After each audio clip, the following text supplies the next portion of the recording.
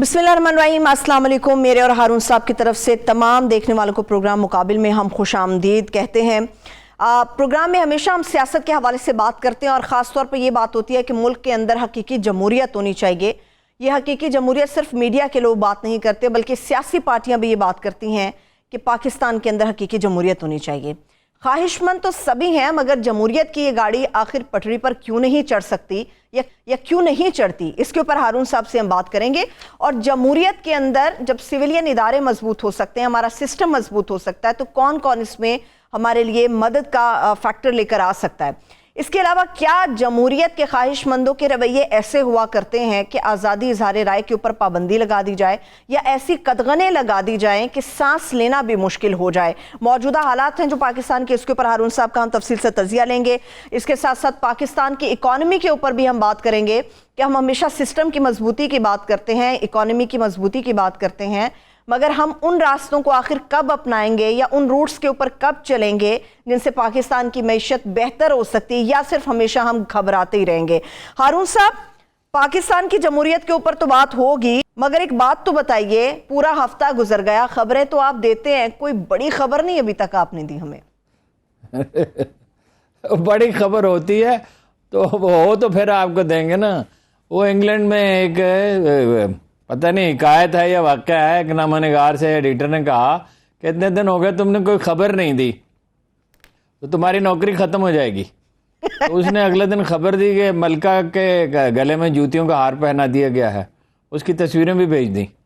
तो तफ्तीश हुई तो पता चला कि उसी ने किया था ये काम रात की तारीकी में। तो खबर कोई हो तो देते ना। खबर आज ये बड़ी है वैसे। अभी इस वक्त खबर मिली जब मैं आ रहा था स्टूडियो की तरफ, तो कंफर्मेशन का कोई तरीका नहीं, लेकिन सोर्स बहुत अच्छा है कि अमेरिका के इनिशिएटिव पर पाकिस्तान और अमेरिका के मुज़ाकरात शुरू होने वाले हैं। और ये ख्वाहिश तो दोनों तरफ से पाई जाती थी और इनडायरेक्टली बात भी हो रही थी। अब जाहिर है कि अब हुकूमत भी ऐसी आ गई है। खान साहब तो जाहिर है उनसे नाखुश थे अमरीकी, बहुत खुश तो खैर वो पाकिस्तान से नहीं हो सकते, वो रियासत पाकिस्तान से नाराज़ हैं। वो खान साहब से नाराज़ नहीं हैं अफ़गानिस्तान की शिकस्त की वजह से, जिसके ज़ाहिर है वो खुद ही ज़िम्मेदार हैं, जंग तो कभी उन्होंने जीती नहीं है। लेकिन बहरहाल फाइनली पाकिस्तान और इंडिया के मुज़ाकरात शुरू होने वाले हैं। खबर तो बहुत बड़ी है, इतनी बड़ी सतह पर हारून साहब मुज़ाकरात हो सकते हैं, तो पाकिस्तान के अंदर जो सियासी पार्टियाँ हैं वो इस तरफ क्यों नहीं देखती, क्यों नहीं बातचीत करती? वो देखिए ना, बातचीत तो जब लोग हिजान का शिकार हों, गुस्से और नफरत का शिकार हों, तो पहले तो उसको ठंडा करना चाहिए। फवाद चौधरी ने कहा है, दो बहुत अहम बयानात आए हैं और दोनों को मीडिया ने नज़रअंदाज किया है। एक, फवाद चौधरी ने कहा है कि ग्रैंड नेशनल डायलॉग हो सकता है, और एक बात मुशाहिद साहब ने कही, मुशाहिद हुसैन सैयद ने, सेनेटर जो हैं नून लीग के, लेकिन वो अपनी आज़ादाना राय रखते हैं चीज़ों के बारे में, कि पाकिस्तान में जमहूरियत तब भले फूलेगी, ये उसका मफहूम है, एग्जैक्ट अल्फाज नहीं है, वो अल्फाज भी आप कहें तो मैं नकल कर दूंगा, मेरे पास महफूज हैं।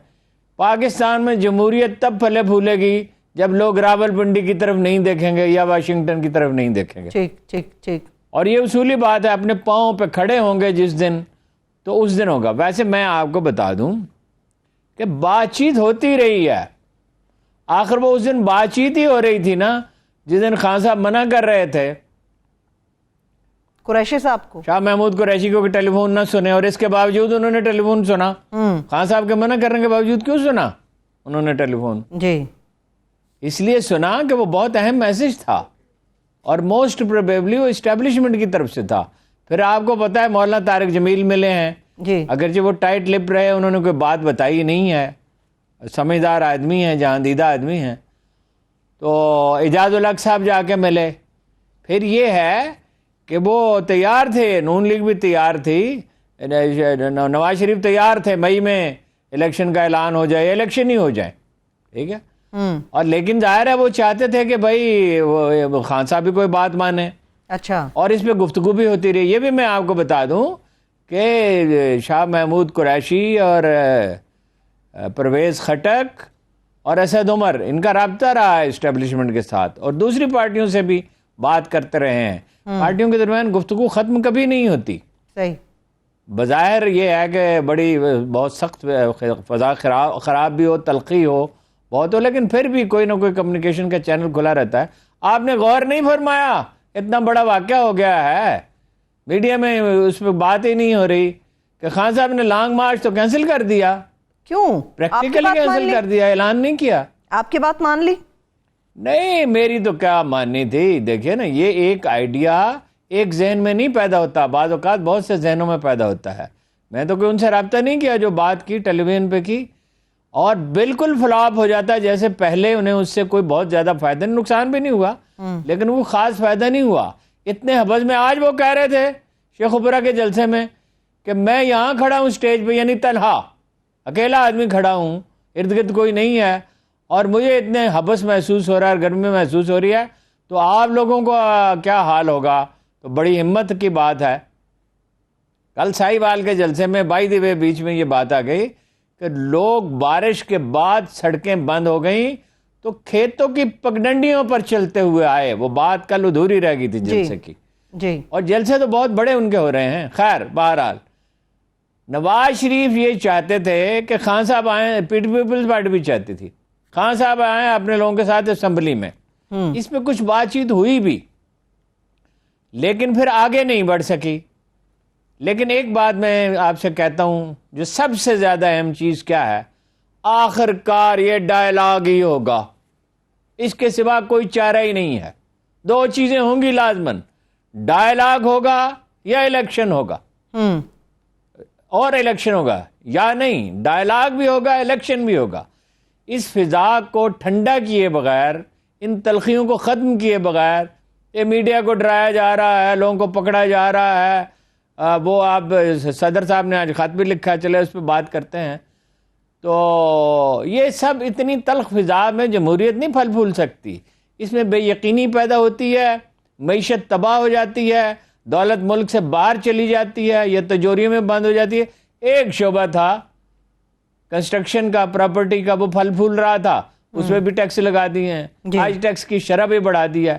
بات چیت کرنی پڑے گی, اس کے سوا کوئی چارہ نہیں ہے. اچھا, اس میں ایک بات لمبی ہو جائے گی لیکن میں آپ سے عرض کر دوں. جی دیکھیے, ضیاء الحق کے دور سے لے کے آج تک کبھی کوئی جمہوریت نہیں رہی ہے. یعنی بھٹو کا جو دور تھا, آپ کہہ سکتے ہیں کہ بھٹو نے بڑی زیادتیاں کی, اپنے مخالفین پر زندگی کا کافیہ تنگ کر دیا, اور اس سے بھی جمہوریت کو بہت شدید نقصان پہنچا. مگر یہ کہ جیسی تہذیب تھی, وزیر اعظم با اختیار تھا اور وہ فیصلے کر سکتا تھا. اس کے بعد تو کہ وزیر اعظم آیا ہی نہیں. جس نے کوشش کی تھوڑا سا بھی با اختیار ہونے کی, ان کی اپنی بھی غلطیاں تھیں اس میں. وہ مشاہد صاحب نے ٹھیک کہا, یہ پنڈی کی طرف دیکھتے ہیں, پنڈی کی طرف دیکھنا چھوڑیں اور واشنگٹن کی طرف دیکھنا چھوڑیں تو ہی جمہوریت آئے گی, سیاسی جماعتوں کی جمہوریت تشکیل ہوگی. اس کے بعد تو جو بھی آیا اس نے اختیارات استعمال کرنے کی کوشش کی تو وہ گیا, اور اس کی وجہ ان کی اپنی غلطیاں بھی ہیں. ان کی جمہوری تشکیل پارٹیوں کی نہیں ہے, مضبوط نہیں ہے. اور کیا حاصل ہوا جی, یہ بتائیں کیا حاصل ہوا؟ افغانستان میں آپ نے کیا حاصل ہوا کیا؟ چین کے ساتھ آپ نے تعلقات بہتر ہوئے, روس سے ہوئے. پہلے تو وہ اسٹیبلشمنٹ یہ چاہتی تھی کہ دفاع اور خارجہ امور میں ان کی بات مانی جائے. اب تو وہ اکانومی بھی کہتے ہیں, اس لیے کہ انہوں نے اکانومی ٹھیک تو نہیں چلائی سولین حکومتوں نے. ٹھیک 50% اکانومی کالی ہے. جب آدھی اکانومی جو ہے وہ ٹیکس ہی نہیں دے رہی ہوگی تو کیسے ملک چل سکتا ہے؟ لیکن بہرحال وقت آ گیا ہے, اس پہ گفتگو کی جائے, اور کھل کے گفتگو کی جائے. اس پہ بھی گفتگو کی جائے کہ صدارتی نظام ہونا چاہیے یا نہیں ہونا چاہیے. ہوگا تو قومی اتفاق رائے سے ہوگا. یہ لوگوں کی آمادگی سے ہوتا ہے, یہ جبر سے نہیں ہوتا, دباؤ سے نہیں ہوتا. یہ اسٹیبلشمنٹ نہیں کر سکتی, یہ انٹیلیجنس ایجنسیاں نہیں کر سکتی, یہ کوئی ایک پارٹی بھی نہیں کر سکتی. یہ ایک فضا اس کی بنانی پڑے گی. اور دیکھیے, کسی اچھے آئیڈیا کو اس لیے نہیں ترک کر دینا چاہیے کہ وہ لوگ اس پہ آمادہ نہیں ہیں. آج نہیں تو کل, کل نہیں تو پرسوں. آمادہ تو ایک دن لوگوں کو ہونا ہی پڑے گا. وہ حقیقی جمہوریت آئے گی, سول ادارے بنیں گے تو پھر ہی ملک آگے چلے گا نا. ٹھیک ہے, چلیے سول اداروں کی بات کی, اس کے اوپر آتی ہوں, مگر کچھ پوائنٹس ابھی ادھورے ہیں. ہارون صاحب, آپ نے کہا کہ ڈائیلاگ ہونا چاہیے, الیکشن بھی ہوں گے اور ڈائیلاگ بھی ہوگا. بات چیت کیسے آگے بڑھے گی؟ عمران خان صاحب نے تو بیشتر ایسے نمبر ہیں جو کہ بلاک پہ رکھے ہوئے ہیں. بات چیت کیسے بڑھے گی؟ ڈائیلاگ کیسے ہوگا؟ نہیں وہ بلاک کیے ہوئے تھے، اب بلاک کیے ہوئے جہاں تک مجھے معلوم ہے نہیں ہے، اگرچہ میری بہت دن سے ان سے بات نہیں ہوئی، ملاقات بھی نہیں ہوئی، لیکن اب نہیں ہے بلاک کیے ہوئے۔ اور یہ پتہ چل جائے گا، دیکھیے یہ 17 جولائی بہت اہم ہے۔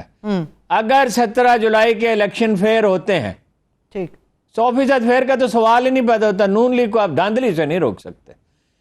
ایک کانسٹیبل ہے یا ایک پٹواری ہے جو اس کی ساری زندگی کی عادات ہیں 50 سال سے 40 سال سے، وہ انہیں چھوڑ نہیں سکتا۔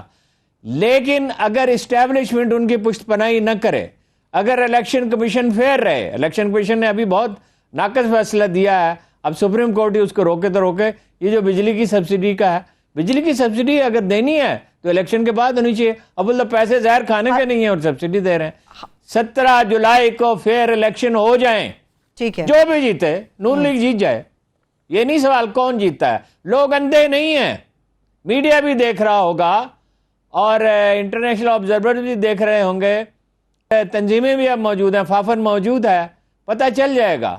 بائی اینڈ لارج اگر فیئر الیکشن ہوتے ہیں تو نیشنل ڈائلاگ کی راہ ہموار ہو سکتی ہے۔ ٹھیک ہے ہارون صاحب، ویسے پہلا الیکشن قدم رکھا جا سکتا ہے۔ ٹھیک ہے، ویسے الیکشن کمیشن نے جو بجلی سبسڈی والا معاملہ ہے 17 جولائی تک اسے معطل کر دیا ہے، یہ ان کی طرف سے فیصلہ آ گیا ہے سامنے کہ 17 جولائی تک اس پہ کوئی بھی امپلیمنٹیشن نہیں ہوگی۔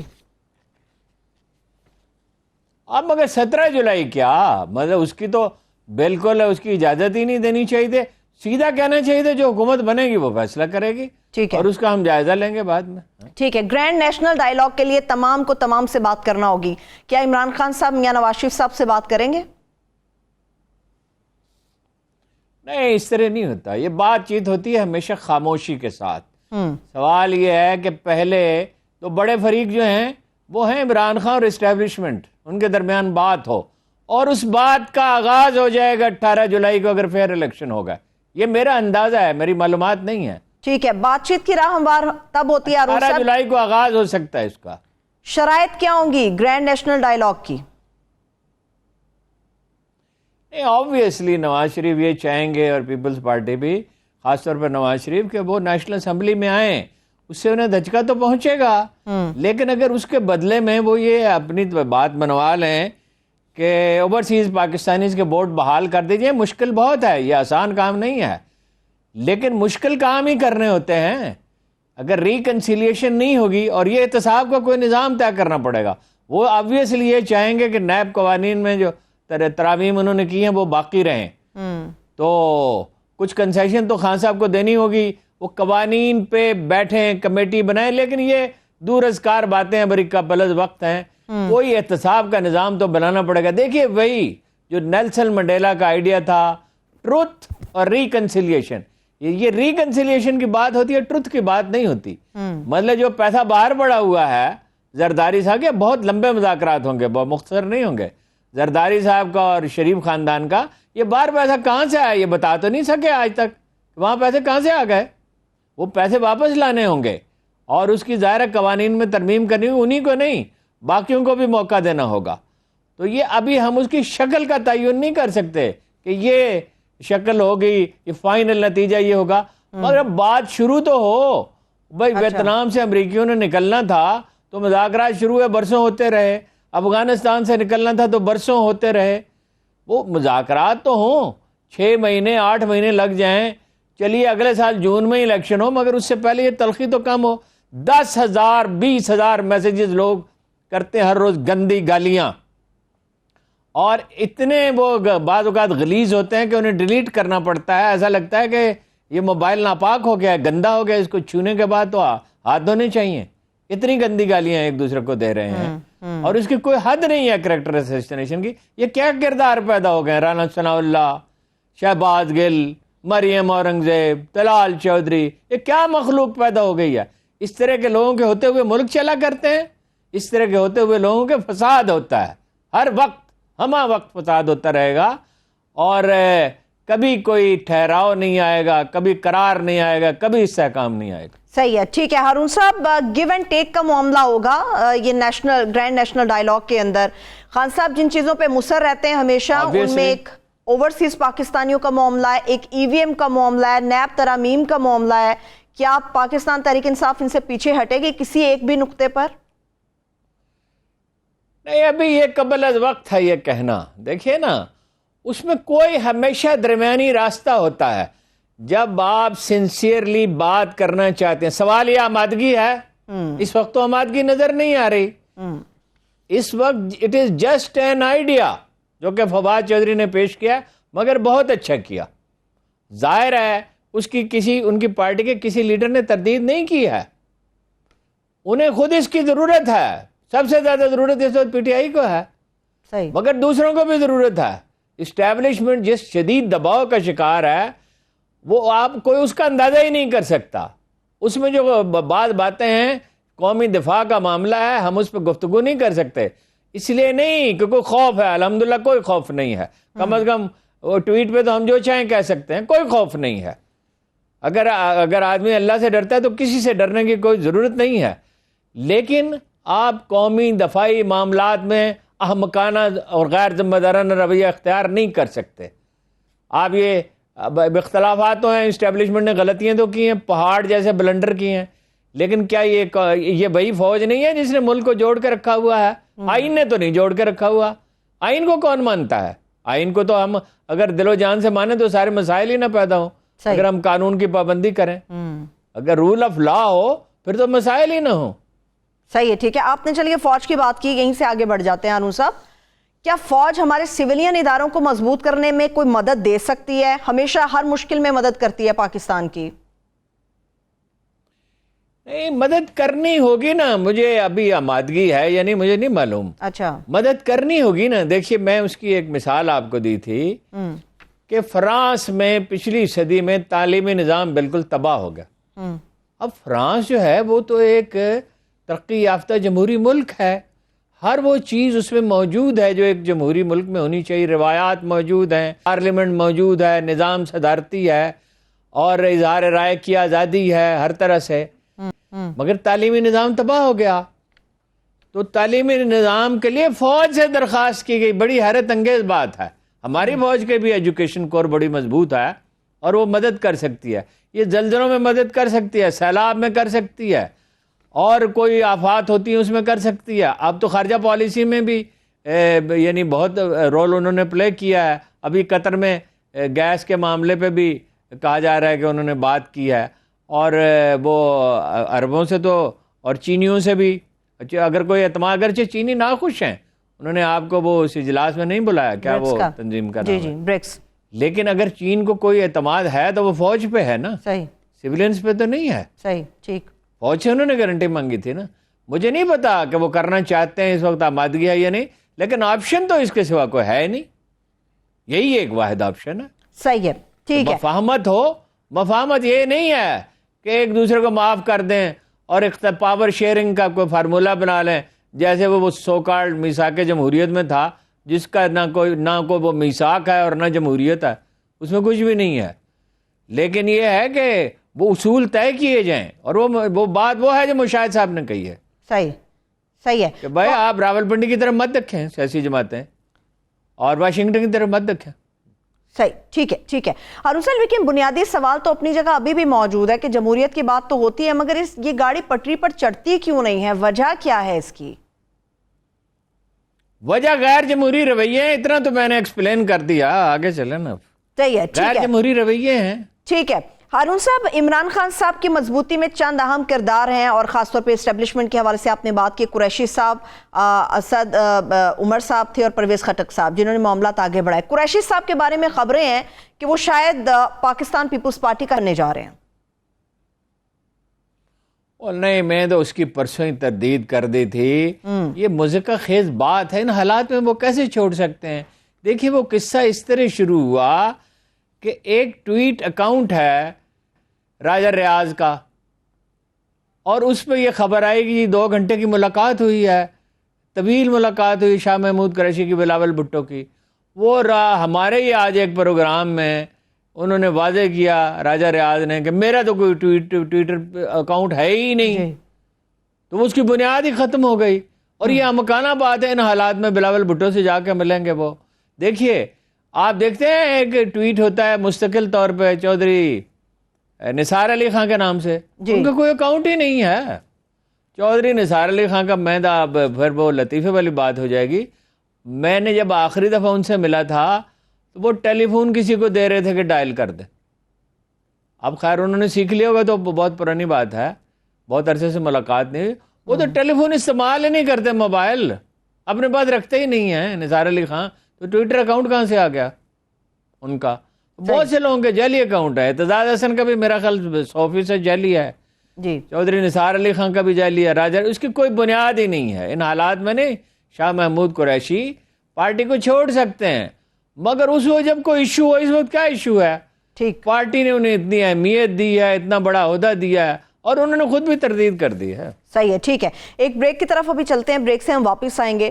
صدر پاکستان نے وزیر اعظم پاکستان کو جو نہایت اہم خط لکھا ہے اس سے متعلق بھی ہارون صاحب کا تجزیہ لیں گے, مگر اس کے ساتھ ساتھ موجودہ سیاسی صورتحال کے اندر کہا جا رہا ہے کہ جو پنجاب کا الیکشن ہے وہ بڑی اہمیت کا حامل اس لیے بھی ہے کیونکہ وہ ہماری سمت کو تعین کرے گا, اس کا سمت کا کہ کس طرف پاکستان جا رہا ہے, کس طرف ہمارا سسٹم جا رہا ہے. بریک سے واپس آ کے اس پہ بات کریں گے, ہمارے ساتھ رہیے. بریک کے بعد ایک بار پھر سے پروگرام میں ہم آپ کو خوش آمدید کہتے ہیں. ہارون صاحب, عمران خان صاحب کے جلسوں کے حوالے سے آپ نے بات کی تھی, ہمیشہ ایک بات وہ ریپیٹ کرتے ہیں اور بار بار کرتے ہیں کہ یہ سیاست نہیں ہے, حقیقی آزادی کی جنگ ہے. اس بات کا مطلب کیا ہے کہ یہ حقیقی آزادی کی جنگ ہے؟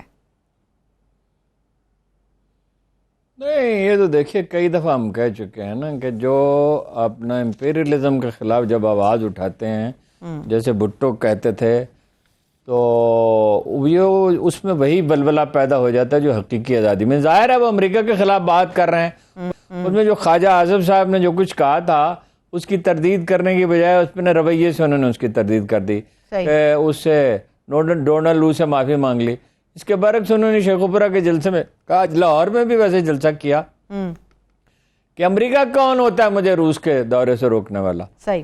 اور یہ بھی کہا کہ اپنے ہاں تو آپ ایک چپراسی بھی اگر ضمانت پہ رہا ہو تو اسے نوکری نہیں دیتے, اور یہاں آپ نے ہم پہ ان لوگوں کو مسلط کر دیا ہے. ٹھیک. باقی تو ان کی تھیم تو وہی ہے, الیکشن کمیشن کو وہ جانبدار قرار دے رہے ہیں, وہ کہہ رہے ہیں دھاندلی کا بندوبست کیا گیا ہے. ایک اور بات جو اس پروگرام میں کہی جاتی رہی ہے وہ انہوں نے آج کہی بڑی زور دے کر کہ بھائی ایک ایک گھر کا دروازہ کھٹکھٹائیں. غالباً اور لوگوں نے بھی ان سے کہا ہوگا. ایک انکشاف یہ ہوا ہے, بڑا دلچسپ ایک انکشاف ہوا ہے کہ ہر روز بلا ناغہ 2 گھنٹے کی میٹنگ ہوتی ہے پارٹی کی, پی ٹی آئی کی, کہ دھاندلی کو کیسے روکا جا سکتا ہے.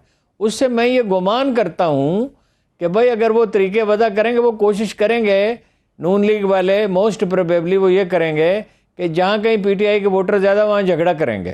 وہ میتھڈ خوب سمجھتے ہیں. لیکن اگر یہ تیار ہیں اور افرادی قوت بھی ہے اور ان کو صحیح ہدایات بھی ہیں, ہدایات یہ ہونی چاہیے کہ ڈٹ کے کھڑے ہو جاؤ, مگر گولی نہیں چلانی اور گالی نہیں دینی. جو یہ بہت 2 سادہ سے اصول ہیں.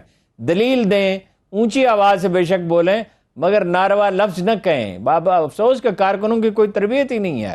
صحیح.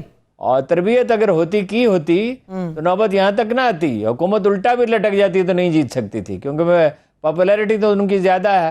بہرحال یہ تو اب اسٹیبلشمنٹ کو فیصلہ کرنا ہے اور الیکشن کمیشن کو فیصلہ کرنا ہے. اور ان کی جو کیپیسٹی ہے اس کا مقابلہ کر, نون لیگ کی دھاندلی کرنے کی جو کیپیسٹی اس کا مقابلہ وہ کر سکتے ہیں. صحیح ہے, ٹھیک ہے. ایک اور بھی بات ہے, باقی تو انہوں نے کوئی نئی بات نہیں کہی ہے, ورکر کو موٹیویٹ کیا ہے اور امید پیدا کی ہے ان کے اندر. اور میرا یہ خیال ہے کہ وہ جو خان صاحب کے جلسوں کا کچھ اثر تو ہوگا. ٹھیک ہے. ہارون صاحب, ایک اور بھی بات اٹھ رہی ہے کہ اپنے ہی لگائے ہوئے آئی جی اور چیف سیکرٹری ہیں, تو اب ان کے اوپر تنقید کس بات کی ہو رہی ہے؟ تنقید اس لیے ہو رہی ہے کہ ان کے خیال میں ان کی تعریف بھی کی بہت. یہ only Imran Khan can do that. مطلب یہ ان کی سادگی ہے, یہ جو بھی ہے کہ میں نے تو آپ کو اس لیے لگایا تھا کہ آپ ایماندار لوگ ہیں. مطلب یہ بھی تو کہا نا کہ ایماندار ہیں, مگر اب آپ ان کا خیال ہے کہ صوبائی حکومت انہیں استعمال کر رہی ہے. تو ظاہر ہے اب مجھے نہیں پتا چیف سیکرٹری کتنا استعمال ہو رہے ہیں یا نہیں ہو رہے. ان کی شہرت تو اچھی ہے, آئی جی کی بھی شہرت اچھی ہے, لیکن وہ چیف منسٹر ویسے آئی جی اور چیف سیکرٹری کا محتاج تو نہیں ہے. اگر ان کو استعمال کرنا ہو تو وہ براہ راست پولیس افسروں سے, حمزہ صاحب تو پولیس افسر لگواتے رہے ہیں جب وہ چیف منسٹر نہیں بھی تھے. ہر ایک کو پتہ ہے اس بات کا کہ وہ لگاتے تھے پولیس افسر. تو بہرحال وہ تو ان پہ اس لیے تنقید کر رہے ہیں, اور دھمکی بھی دی پولیس کو کہ ہم ایک ایک کا نام نوٹ کر رہے ہیں. لیکن میرا نہیں خیال کہ اس کا کوئی اثر ہوتا ہے. وہ حکومت وقت کا ہی ساتھ دیتے ہیں, کچھ دباؤ پیدا ہو سکتا ہے اس سے. ٹھیک ہے، چلیے ہارون صاحب، حالیہ الیکشن جو ہونے جا رہے ہیں پنجاب کے اندر، کیا وہ بھی دباؤ مزید بڑھائیں گے؟ کتنے اہم ہیں آئندہ آنے والے دنوں کے لیے؟ کس پہ دباؤ بڑھائیں گے؟ مخالفین ایک دوسرے کے اوپر دباؤ بڑھا رہے ہیں، کوئی کہہ رہا ہے میں جیتوں گا، کوئی کہہ رہا ہے میں جیتوں گا، ظاہر ہے تو دباؤ تو ہے ہی، اس وقت تو بڑی کشیدگی ہے ماحول میں۔ صحیح ہے، ٹھیک ہے۔ ان الیکشنز پہ مستقبل کا انحصار ہے بہت سی چیزوں کا، اور اس میں ایک ہی مرکزی نقطہ ہے جو اسٹیبلشمنٹ کو بھی سمجھنا چاہیے، حکومت کو بھی سمجھنا چاہیے، پی ٹی آئی کو بھی سمجھنا چاہیے۔ اگر اس میں دھاندلی کی کوشش کی گئی، اس میں مجھے اندیشہ ہے، خون ریزی کا بھی اندیشہ ہے۔ بہرحال فوج کو اور رینجرز کو الرٹ رہنا چاہیے، اور جو پولنگ اسٹیشن لاہور کے بہت سینسٹیو ہیں۔ دیکھیے ایک الیکشن میں ایک واقعہ ہو سکتا ہے، اگر لاہور کی 4 میں سے 3 سیٹیں پی ٹی آئی جیت لیتی ہے تو چاہے پھر اس کی میجارٹی ہو یا نہ ہو، پنجاب میں حکومت بنانے کے پوزیشن میں آئے یا نہ آئے، تو اس کا مطلب ہے کہ بوریا بستر گول ہو گیا نون لیگ کا لاہور سے۔ اور یہ بھی ممکن ہے کہ 4 کی 4 جیت لے اگر دھاندلی نہ ہو، اس لیے کہ یہ پچھلی دفعہ بھی تو انہوں نے ہی جیتی تھی نا۔ صحیح، ٹھیک ہے۔ ہارون صاحب، بڑی امپورٹنس ہے یا لائم لائٹ میں پنجاب کا صرف الیکشن ہے، 24 جولائی کو سیکنڈ فیز ہے کراچی کے اندر، سندھ کے اندر انتخابات کا، اس کے اوپر کوئی بات کیوں نہیں ہو رہی؟ وہ اسی وجہ سے یہ پنجاب کے الیکشن کی وجہ سے پس منظر میں چلا گیا ہے۔ اس میں بڑے دلچسپ سروے ہوئے ہیں جو شائع نہیں کیے گئے، لیکن وہ میں نے آج ایک صاحب سے بات کی، انہوں نے مجھے اس کی تفصیل بتائی۔ اچھا، اس میں پی ٹی آئی پہلے نمبر پہ ہے کراچی میں، اور انٹرسٹنگلی جماعت اسلامی دوسرے نمبر پہ ہے، اچھا، اور پیپلز پارٹی تیسرے نمبر پہ، ایم کیو ایم چوتھے نمبر پہ ہے۔ پیپلز پارٹی کو ملے گا کچھ نہیں، وہ جو گوٹ ہیں یا وہ علاقے ہیں جہاں سندھی آباد ہیں، کچھ بلوچ آباد ہیں جو حاشیے پہ ہیں شہر کے، تو وہاں پہ اور بعض جگہوں پہ وہ ایک ٹرک انہوں نے یہ کیا ہے، پیپلز پارٹی دھاندلی بڑی کرتی ہے، سینہ زوری کرتی ہے، بلکہ دھاندلی کیا کہ کہیں 50,000 کا کی ایک یونین کونسل ہے، کہیں 30,000 کی ہے، کہیں 1 لاکھ کی ہے، وہ مطلب عجیب و غریب ہی ہے، تو وہ سیٹیں اتنی نہیں لے سکتے۔ اور پی ٹی آئی کا مسئلہ یہ ہے کہ وہ اس کی تنظیم کا کوئی حال ہی نہیں ہے۔ وہ میں اس کے صدر کا نام پوچھتا رہا کراچی کا یاد کرنے کو، کیونکہ مجھے یاد ہی نہیں ہوا، کوئی گمنام آدمی ہے۔ تو سندھ کے صدر ہیں علی زیدی صاحب، تو 5-6 گروپ ہیں، اور میئر کے بھی 5-6 امیدوار ہیں پی ٹی آئی کے۔ پی ٹی آئی کے لوگوں میں کبھی کوہین نہیں ہوتا، اکٹھے کبھی نہیں ہوتے، انرجی بہت زیادہ ہے، دوسروں سے بھی لڑتے ہیں، آپس میں بھی لڑتے رہتے ہیں۔ تو یہ میرا یہ خیال ہے کہ کوئی کسی ایک پارٹی کا میئر نہیں بنے گا۔ اچھا، اور جماعت اسلامی نے بڑی ریاضت کی ہے، اور جماعت اسلامی نے ایک اور کام کر رہی ہے، وہ لنک کر رہی ہے نعمت اللہ خان سے۔ اچھا، کراچی کی 100-150 سالہ تاریخ کا سب سے اچھا میئر جو تھے وہ نعمت اللہ خان تھے۔ نعمت اللہ خان نے وہ وعدے بھی پورے کیے جو انہوں نے نہیں کیے تھے، وہ کام بھی کیے۔ انہوں نے خود مجھے بتایا تھا کہ میں نے کراچی کو گرین بنانے کا کوئی وعدہ نہیں کیا تھا، مگر میں نے اس کے لیے کام کیا۔ وہ تو بجٹ 2 ارب سے لے گئے کوئی 40 ارب پہ لے گئے ڈیولپمنٹ کا، ویسا کام پھر نہیں ہوا، اگرچہ مصطفیٰ کمال نے بھی کیا، لیکن آپ کو پتہ ہے کہ ایم کیو ایم ہو تو پھر اس میں گڑبڑ نہ ہو، یہ تو نہیں نہ ہو سکتا۔ صحیح ہے۔ آپ نے ایم کیو ایم کی بات کی، ہارون صاحب، کوئی فالو اپ مل سکا کہ بابر غوری کے پاکستان آمد کا منصوبہ یا مقصد کیا ہے؟ نہیں، وہ تو میں نے آپ سے عرض کیا تھا نا کہ وہ ان کا کنڈکٹ سے پتہ چلے گا۔ یہ غوری میزائل جو ہے یہ کدھر جاتا ہے، یہ کنڈکٹ سے پتہ چلے گا۔ اب آپ کو غوری میزائل سے تو نہ جوڑیں ہارون صاحب۔ اگر میزائل ہو سکتا ہے میزائل کے طور پہ استعمال کرنے کی کوشش کریں، مگر چلا ہوا کارتوس ہی ہے، کیا کر سکتے۔ بڑی گہری بات آپ کر گئے ہیں ہارون صاحب۔ ہارون صاحب، فواد چودھری صاحب نے جو پریس کانفرنس کی تھی اس میں انہوں نے وزیر اطلاعات مریم اورنگزیب کے اوپر الزامات کچھ لگائے ہیں کہ انہوں نے سگریٹ کی انڈسٹری ہے ان کے شوہر کی، ان کو مراد دلوائی ہیں، اور وہ ریفرنس دائر کرنے جا رہی ہے پاکستان تحریک انصاف۔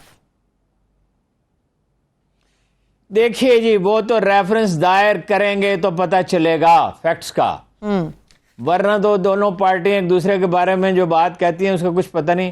لیکن ایک بات بڑی حیرت انگیز ہے، یہ پہلی دفعہ ہوا ہے جب سے میں جرنلزم میں آؤں، مجھے یاد نہیں ہے کبھی سگریٹ پہ ٹیکس میں اضافہ نہ ہوا ہو۔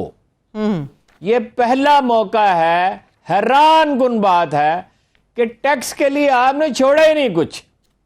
وہ جناب بلال، سیدنا بلال رضی اللہ تعالیٰ عنہ، بڑے بلند مقام ہیں، وہ عرب ایک دوسرے سے مذاق بھی کیا کرتے تھے تو وہ کہتے ہیں جناب بلال کی ڈیوٹی ہوتی تھی چندہ کلیکٹ کرنا، جو ڈونیشنز ہیں ان کو جمع کرنا اور مہمانداری کرنا، بہت اہم ذمہ داریاں تھیں. رسول اللہ بہت اعتماد فرماتے تھے.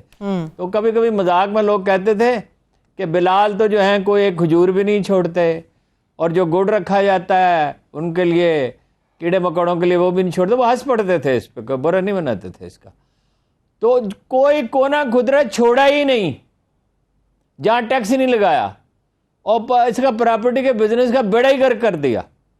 اور ٹیکسٹائل کی حالت اتنی خراب ہے کہ وہ وفد آ کے مل رہے ہیں، آج وزیر اعظم سے ملنا تھا، پتہ نہیں کیا ہوتا ہے کہ بھائی آؤٹ آف 31 $19 بلین کی تو ٹیکسٹائل کی ہے. تو سگریٹ میں کیوں نہیں ٹیکس بڑھایا؟ سگریٹ تو ایک ایسی چیز ہے کہ جس پہ ہر سال ٹیکس میں اضافہ ہونا چاہیے. تو یہ ہے تو بڑی حیرت انگیز بات. اب مریم اورنگزیب اس میں ملوث ہیں، یہ نہیں ہے، یہ تو تفصیل سامنے آئے گی تو پھر پتہ چلے گا. بالکل ایسے ہی آپ نے وزیر اعظم کی بھی ہارون صاحب بات کی. صدر پاکستان نے جو وزیر اعظم کو خط لکھا ہے وہ بڑے تحفظات کا اظہار کیا انہوں نے پاکستان کے اندر جو کچھ ہو رہا ہے آزادی اظہار رائے کے نام کے اوپر. تحفظات کا کیا اظہار کیا؟ میزائل چلا دیا انہوں نے. تو غوری میزائل چلے گا، یہ نہیں چلے گا، مگر یہ ایوان صدر سے تو میزائل چل گیا. اچھا ہٹ کیا. بڑی حیرت انگیز بات ہے. لوگ سمجھتے تھے کہ صدر صاحب جو ہیں وہ کوئی رول نہیں پلے کر سکتے. جب یہ صدر بنے تھے تو مجھ سے پوچھتے تھے یار میرے تو کوئی اختیارات ہی نہیں ہیں. میں نے کہا اختیارات کیا ہوتے ہیں؟ اصل تو یہ ہے کہ آدمی اپنی پوزیشن کو استعمال کس طرح کرتا ہے. یہ یونیورسٹیاں ہیں، پارٹیوں کے درمیان ڈائلاگ ہے، صوبوں کے درمیان رابطے ہیں، غیر ملکی سفیر یہاں رہتے ہیں، آپ جو چاہیں کر سکتے ہیں. وہ صرف اختیارات کی، آج انہوں نے اپنے اختیارات استعمال خوب کیے اور میزائل چلا دیا. پرائم منسٹر ہاؤس کی طرف دیکھیے اب اس کا جواب کیا آتا ہے. بہت خوبصورتی کے ساتھ اپنا مقدمہ انہوں نے پیش کیا ہے. انہوں نے کہا ہے 197 نمبر پہ 157 نمبر پہ ہے پاکستان فریڈم آف ایکسپریشن میں، یعنی آزادی صحافت پورے ایز اے ہول کہا جاتا ہے نا کہ آزادی اظہار میں. تو پھر انہوں نے کہا رپورٹرز وداؤٹ بارڈرز اور ایمنسٹی اور انٹرنیشنل ہیومن رائٹس کمیشن اور فلاں بہت سی تنظیموں کے حوالے دیے ہیں کہ انہوں نے تشویش کا اظہار کیا. پھر جو بہت اچھا انہوں نے کیا، انہوں نے کسی ایک فریق کی بات نہیں کیا.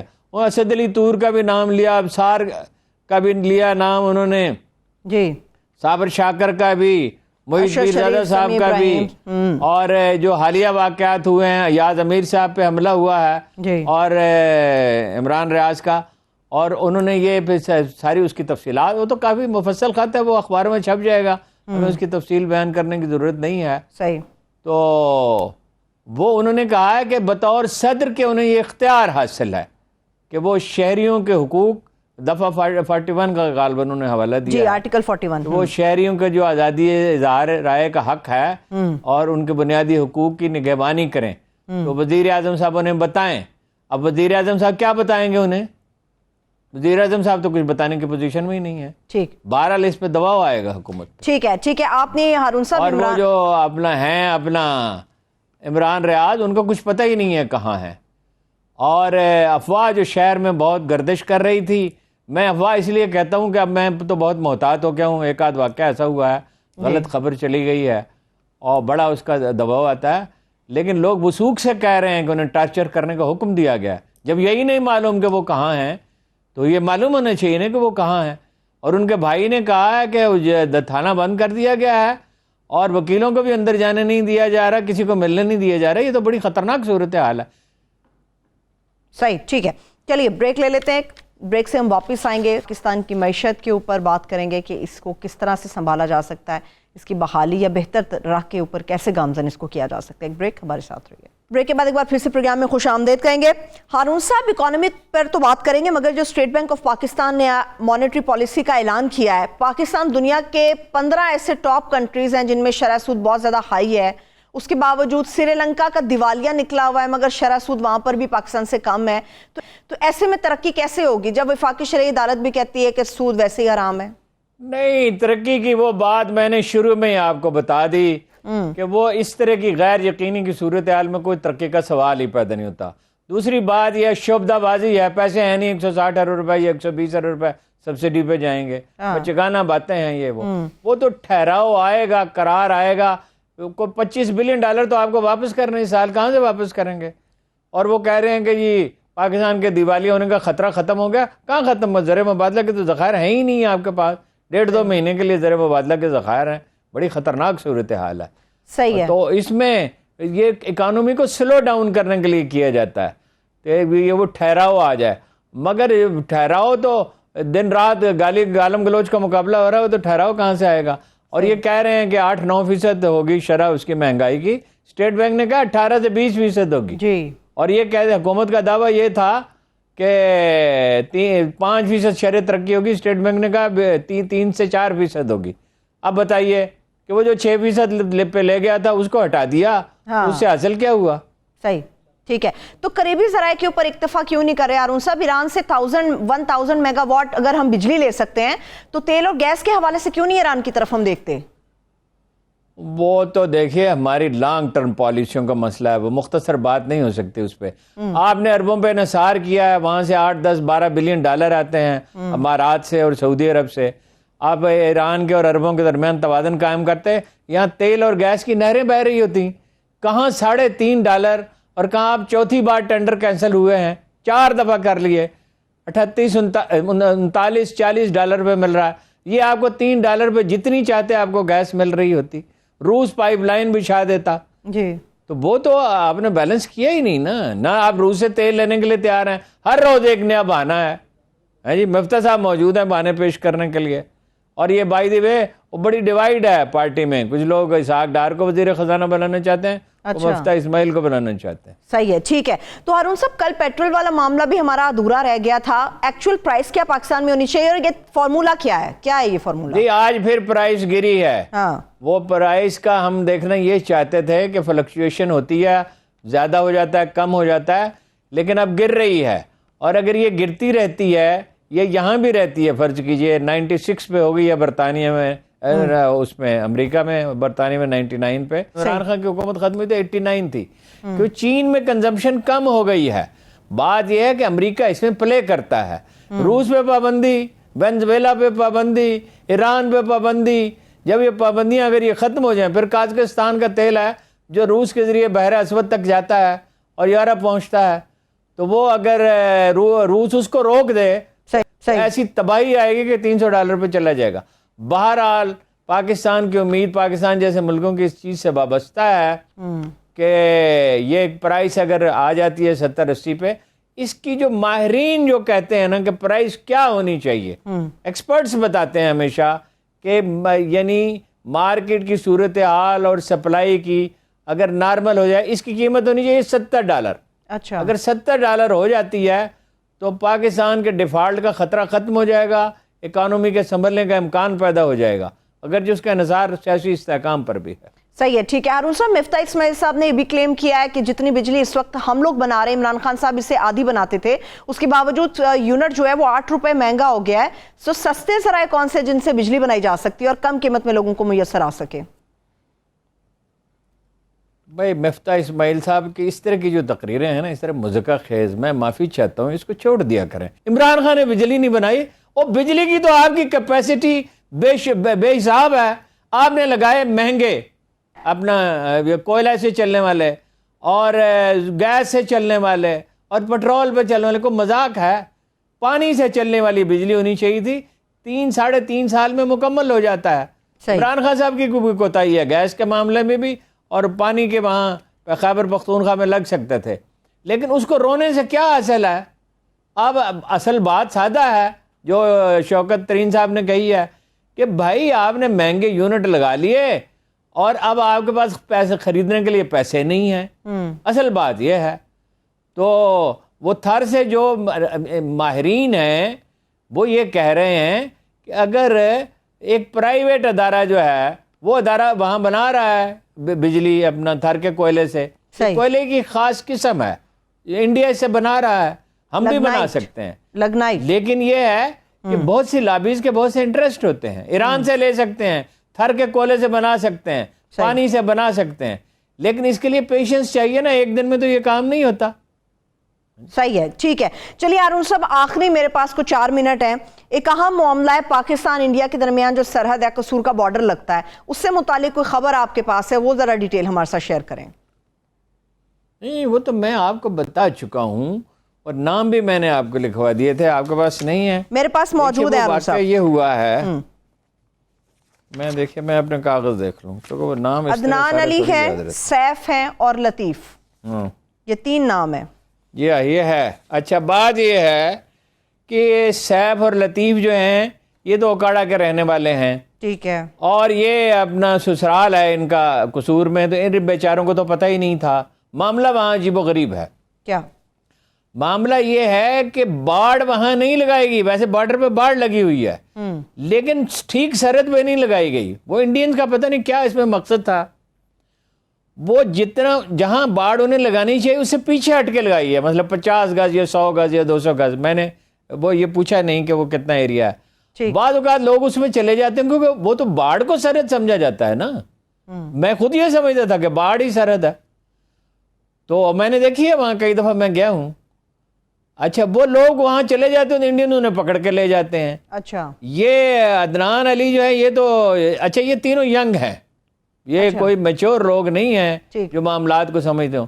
ان کو 1.5 سے 2 سال پہلے ان کو پکڑ لیا گیا, اور یہاں سے وزیر داخلہ تھے جناب اپنا شیخ رشید صاحب, تو انہیں کہاں فرصت ہے اس طرح کی چیزوں کو دیکھنے کے لیے. بہت شکریہ, تھینک یو سو مچ ہارون صاحب. دیکھنے والے اجازت دیجیے, اپنا خیال رکھیے, خدا حافظ.